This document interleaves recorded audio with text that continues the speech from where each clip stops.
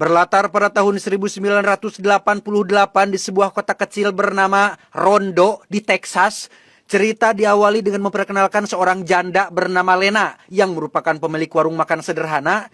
Tak sendiri, Lena masih punya seorang ayah bernama Owen yang kebetulan kondisi fisiknya harus menggunakan kursi roda.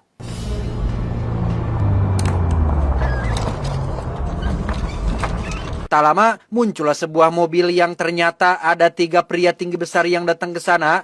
Alih-alih pembeli yang mau makan, mereka bertiga ternyata adalah antek-anteknya sang juragan yang diketahui menjadi penguasa tertinggi di kota kecil ini. Bahkan satu dari ketiga pria ini adalah bernama Clyde yang merupakan putra kandung si juragan, sehingga tak heran jika gayanya sangat polontong sekali. Evening, Clyde.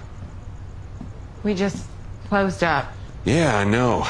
Just making a short business call. Entah apa yang membuat Lena dan Owen ayahnya tidak berdaya, mereka berdua terlihat sangat patuh terhadap perintah Clyde yang meminta keduanya untuk jangan sampai datang terlambat. Entah disuruh datang kemana dan apa yang sebenarnya terjadi dengan warga di kota ini, Clyde pun mulai bersikap kasar dengan mencekik leher Lena dari bagian belakang sehingga... Whether you like it or not.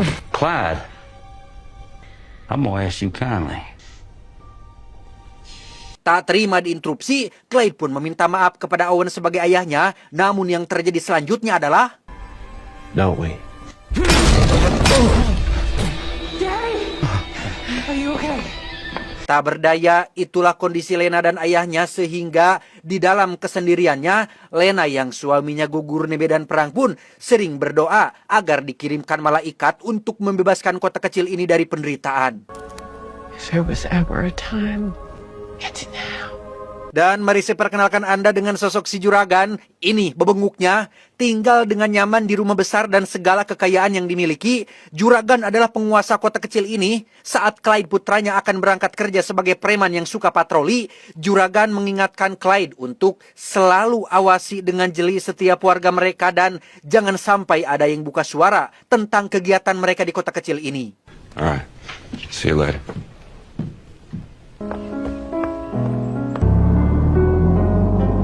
Berlokasi di sebuah pabrik minuman bir, inilah kerajaan bisnis milik si juragan yang dimaksud. Entah barang apa yang sedang dibongkar oleh para pegawai, seorang ajudan pun datang memanggil satu pegawai untuk dibawa menghadap sang juragan. What are you gonna do to my husband? Get in.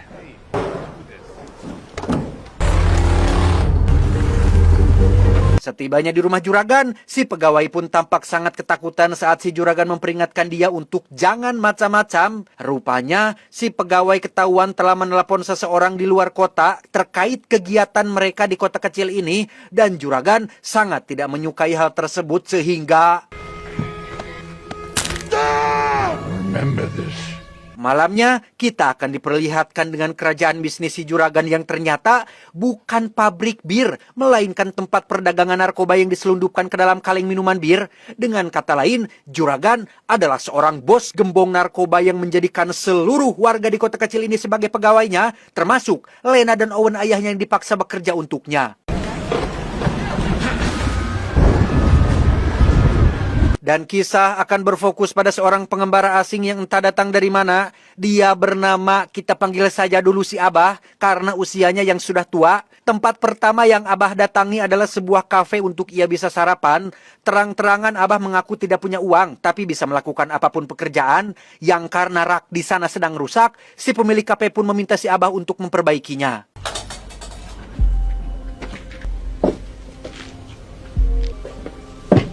Saat Abah sedang makan itulah, muncul Pak Serip yang secara kebetulan melihat ada seseorang yang bukan berasal dari kotanya. Bukannya bersikap ramah kepada tamu, Pak Serip justru menyuruh si Abah untuk segera tinggalkan kota kecil ini dan tebak, apa tanggapan si Abah? Let me ask you, Sheriff, am I breaking some kind of law? Disitulah Pak Serip melihat jaket yang dipakai si Abah ternyata adalah jaket tentara dan baru sadar jika beliau merupakan mantan anggota pasukan khusus. Tak ingin macam-macam dan bersikap terlalu keras, Pak Serip pun akhirnya menyuruh si Abah untuk pergi setelah beliau menyelesaikan sarapannya. That one's on me there, Vernon. Selesai sarapan, si Abah sama sekali tidak mengindahkan peringatan Pak Serip dan justru malah mendatangi sebuah motel untuk menginap di sana. Abah membuking satu kamar dan berjanji akan kembali lagi setelah mendapatkan sejumlah uang. Save a room for me. I'll be back. Yes, sir.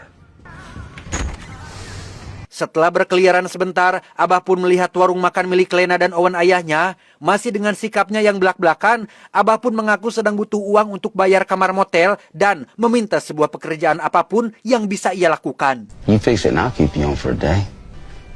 Deal? Owen Hayes. Beruntung, Owen adalah pria baik yang langsung menerima si Abah untuk memperbaiki kompor yang rusak.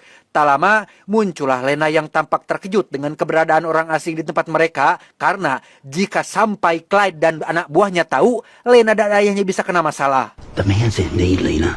And so are we. What if he's dangerous? He's not dangerous. Owen langsung memberi pengertian kepada Lena bahwa tidak apa sesekali membantu orang yang sedang butuh bantuan. Dan jika Clyde datang ke sini dan melihatnya, Owen siap untuk maju menjelaskannya.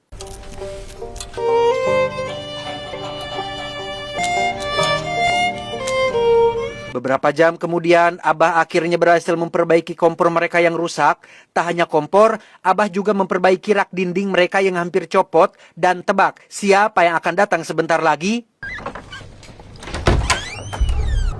Clyde. Owen. Ya, itu adalah Clyde dan anak buahnya yang langsung menanyakan siapa sosok si Abah. Owen dengan cepat menjelaskan jika Abah hanya seorang pelancong yang sedang butuh bantuan dan akan langsung pergi setelah pekerjaannya selesai. I think it's best you be on your way. Tak ingin kena masalah, Lena yang ketakutan pun dengan cepat membawakan 3 gelas bir untuk menenangkan Clyde dan anak buahnya. Dan syukurlah, itu berhasil membuat mereka bertiga tidak memperpanjang masalah ini. Yeah, Clyde. Please. I don't think so. Setelah Clyde dan anak buahnya pergi, Abah pun diajak makan malam bersama Lena dan ayahnya, di mana Abah mulai mempertanyakan terkait kota kecil ini yang kenapa sangat sepi sekali dan orang-orangnya seperti tertutup dan tertekan. Owen tidak tahan dan mulai meluapkan semuanya, termasuk menceritakan tentang si juragan dan kerajaan bisnis haramnya. I don't like it here. I don't feel safe for me and I don't feel safe for her. So why don't you get out? Because I can't. Sebelum pergi, Lena pun memberikan sejumlah uang sebagai upah atas pekerjaannya. Lena meminta dengan sangat untuk Abah segera pergi meninggalkan kota kecil ini, karena semakin lama Abah ada di sini, maka situasinya akan semakin buruk. Thanks again. Setelah mendapatkan sejumlah uang, Abah pun langsung kembali ke motel dan membayar Kamal yang sudah ia booking tadi siang. $20. Yeah, number 3. Ketika si Abah sedang berendam di kamar motelnya, beliau dihantui oleh bayang-bayang masa lalunya semasa di medan perang, di mana semua anggotanya tewas ditembak oleh musuh gara-gara menjalani misi jebakan dari atasannya.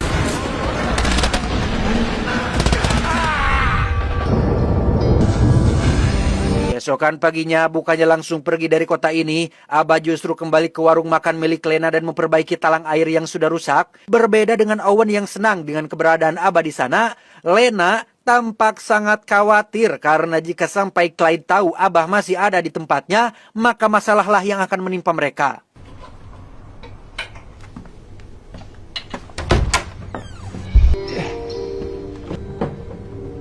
Dan benar saja, ketika Abah sedang memperbaiki meja dapur yang sudah usang, muncullah Clyde dan anak buahnya yang kembali mempermasalahkan keberadaan Abah di tempat ini, di mana Lena dengan cepat membawakan mereka gelas bir seperti kemarin, tetapi...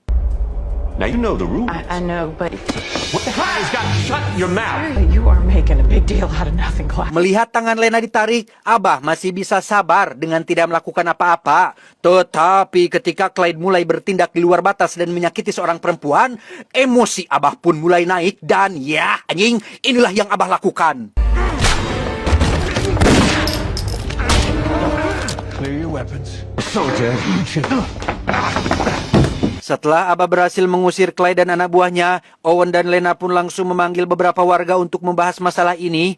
Dengan asumsi bahwa Abah punya kenalan orang kuat di kemiliteran, mereka pun mulai menaruh harapan besar pada si Abah yang mungkin bisa membebaskan mereka dari penderitaan. Maybe he knows someone that can help us.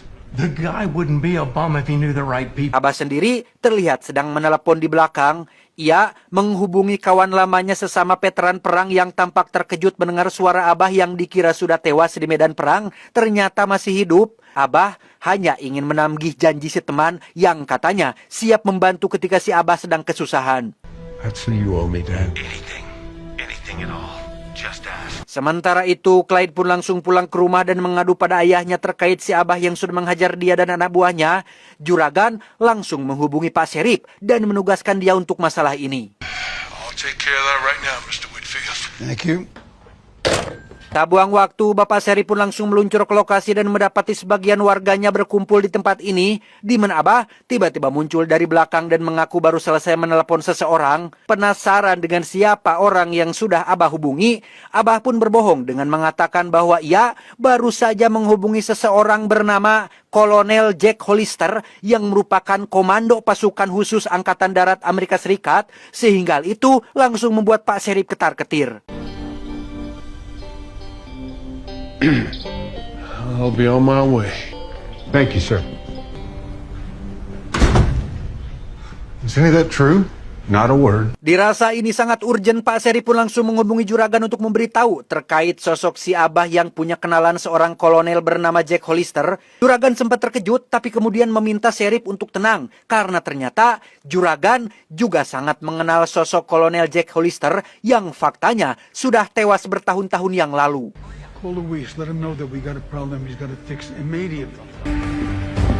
Tepat saat juragan sudah mengirim seseorang untuk mengawasi si Abah, Abah dan Lena sendiri terlihat pergi berkendara menuju landasan pesawat. Dan tebak siapa yang datang?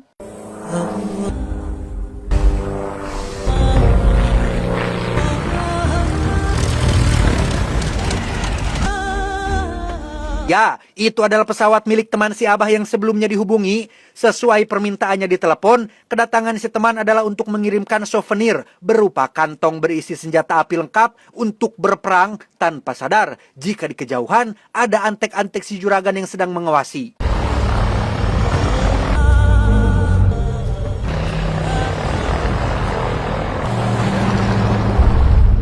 Selesai menerima paket kiriman dari kawan lamanya, Abah dan Lena pun langsung meluncur kembali ke kota. Tapi Abah baru menyadari jika di belakang ada sebuah mobil yang mengikuti sehingga...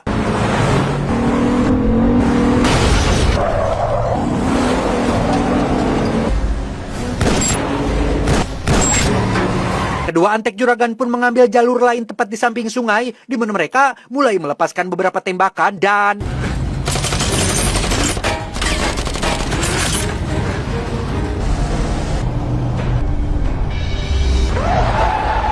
Sempat dihadang, Lena langsung memundurkan mobilnya dengan si Abah yang terus menembaki mereka, di mana Lena langsung memacu mobilnya dengan kecepatan tinggi dan...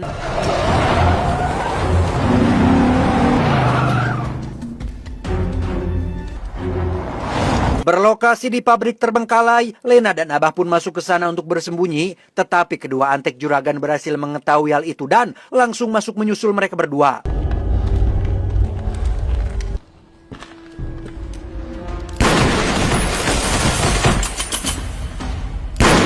Meski sudah kolot, Abah masih cukup kuat untuk melakukan baku tembak dengan kedua preman ini, di mana Lena cukup menjadi beban yang sedikit menyulitkan pergerakan si Abah.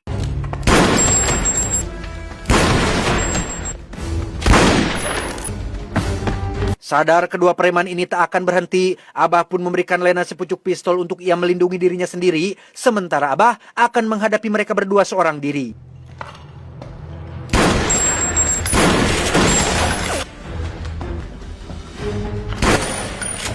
Bermodalkan shotgun yang punya jarak tembak kurang jauh, Abah pun berhasil memancing satu preman untuk naik ke lantai atas dan...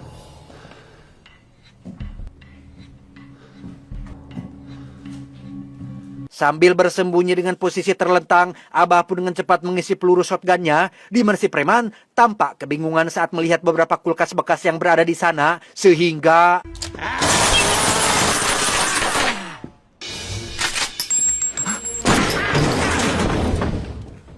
Tepat saat Abah berhasil menumbangkan satu preman, kita akan melihat Lena yang sedang ucing sumput dengan preman satu lagi. Lena berhasil bersembunyi di beberapa titik sampai akhirnya...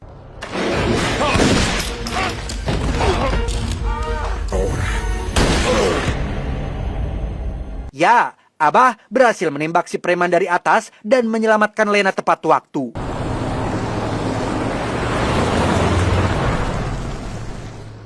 Selesai dengan ketegangan barusan, Abah dan Lena pun langsung kembali ke kota untuk menyiapkan sebuah rencana. Namun ketika mereka baru sampai di warung, ternyata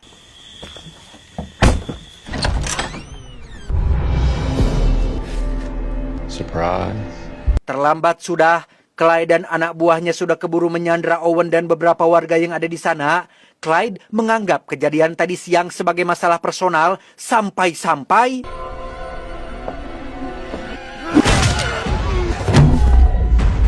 Abah pun langsung ngajongkeng setelah dihantam pakai tongkat, di mana Clyde terus memukuli Abah sampai berdarah karena masih belum puas atas kejadian tadi siang.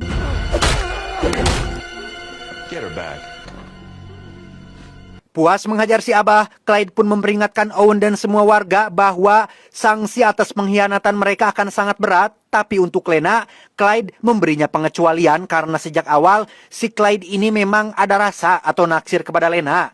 Si ajudan yang berada di sana pun mengingatkan Clyde tentang perintah juragan untuk habisi semua pengkhianat. Namun karena Clyde adalah putra sang juragan dan dia tetap kekeh ingin membawa Lena, si ajudan pun tidak bisa berbuat apa-apa.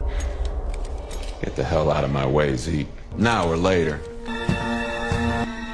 I didn't think so. Daddy. Setelah Clyde pergi membawa Lena, si ajudan pun langsung melihat ke arah warga tak bersalah. Sesuai perintah sang juragan, ajudan akan mengeksekusi mereka semua dan malang sekali nasib Owen dan beberapa warga yang harus mati tanpa Abah bisa berbuat apa-apa. Mereka langsung diangkut ke mobil untuk dibuang ke tempat lain. Namun saat dua preman akan mengambil tubuh si Abah, tiba-tiba Where'd he go? melihat si Abah sudah tidak ada, kedua preman pun pergi ke dapur untuk memeriksanya dan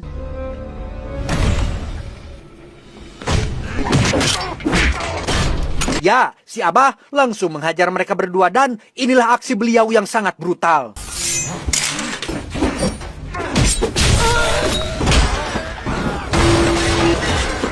Selesai dengan preman kecil, kini Abah harus menghadapi preman botak yang punya badan tinggi besar, di mana Abah terpaksa harus meminjam kekuatan Kang Yayan Ruhian dan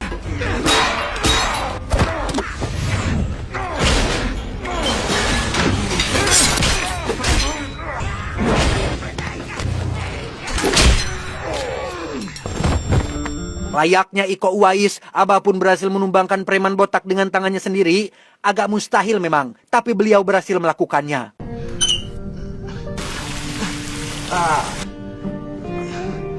Setelah membalut kepalanya dengan kain, Abah pun keluar dan melihat jasad warga yang bergelimangan. Tak lama, muncullah Pak Serip yang sama dibuat terkejutnya dan langsung membawa si Abah pergi bersamanya.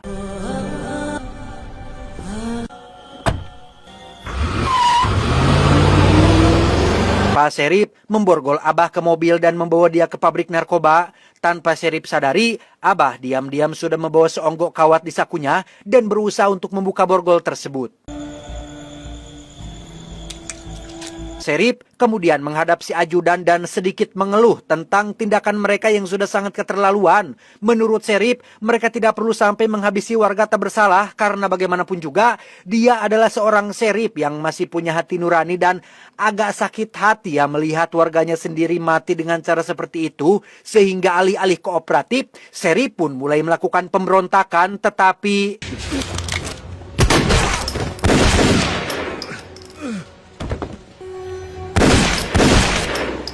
ya, Serip pun tewas dibunuh si ajudan, di mana Abah sendiri sudah berhasil meloloskan diri dan mulai menjatuhkan satu persatu preman yang ada di sana.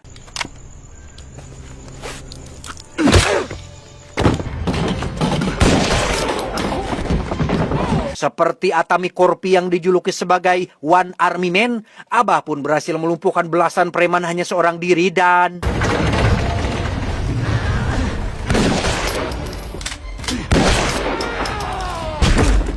selesai dengan para kroco, kini Abah harus menghadapi lawan yang lebih jago, yaitu si ajudan, sehingga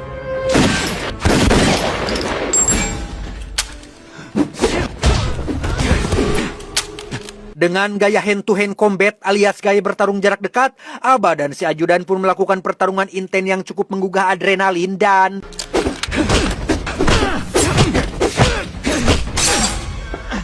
Dengan pistol kosong, Abah harus menghadapi si ajudan yang memiliki sebuah pisau, di mana Abah mampu mengimbangi orang yang jauh lebih muda darinya, bahkan...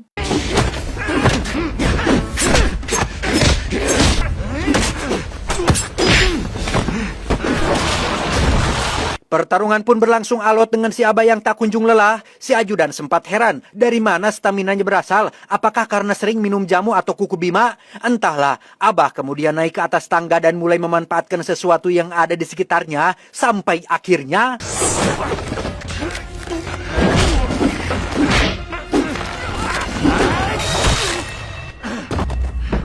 Tepat saat Abah selesai menghabisi si ajudan dan pergi keluar untuk mencari Lena, muncullah Clyde yang secara kebetulan membawa Lena di dalam mobilnya. Entah kemana Clyde akan membawa Lena pergi, Abah dengan cepat menghadang mobilnya dari depan dan inilah yang beliau lakukan.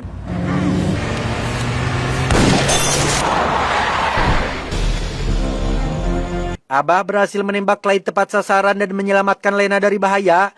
Karena semua orang sudah mati, Abah pun membawa serta Lena pergi ke kediaman si juragan untuk membuat perhitungan atas semua kekejaman yang dilakukannya.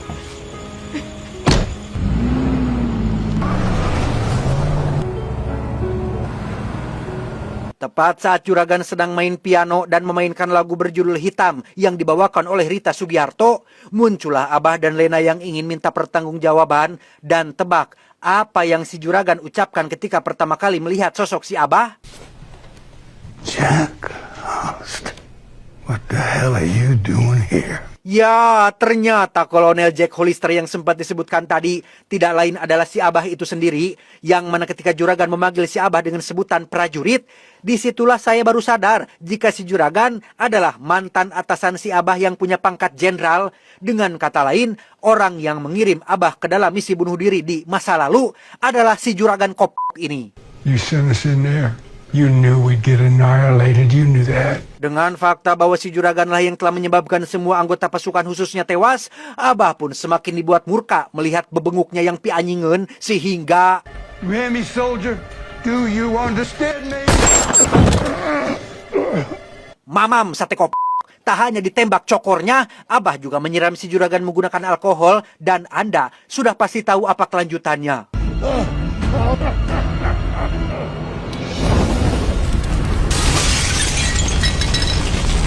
Setelah semuanya selesai, Abah pun memastikan Lena sudah aman dan bebas memulai kehidupan barunya. Sementara untuk Abah sendiri, ia akan kembali berjalan kaki sebagai seorang musafir untuk mencari petualangan selanjutnya.